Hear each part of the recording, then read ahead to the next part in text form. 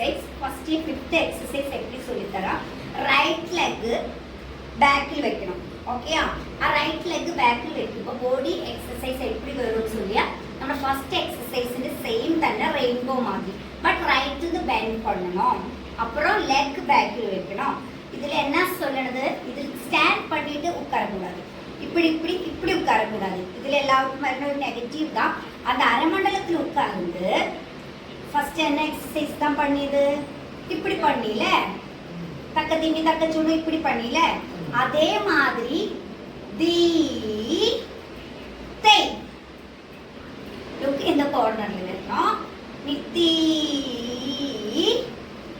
தை தி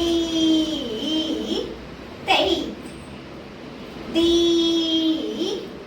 தை தாம். இதுல அரைமண்டலத்தில் இருந்து ஸ்டாண்ட் வரக்கூடாது. இந்த சிலப்போ இப்படி ஒரு ടെൻഡൻസി வந்துடும்.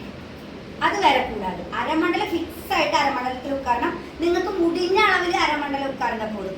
പല ഏജും இருக்கு അല്ലേ. നല്ല അരമണ്ഡലം ഇരിക്കണമെന്ന് தேவையில்லை. ഇരിക്കുന്ന അരമണ്ഡലത്തിൽ ഉட்கார்ந்து ഇവിടെ இருந்தாலும் பரவாயில்ல. பட் தி தை தான் வரணும். கால் மூவ் பண்ணக்கூடாது.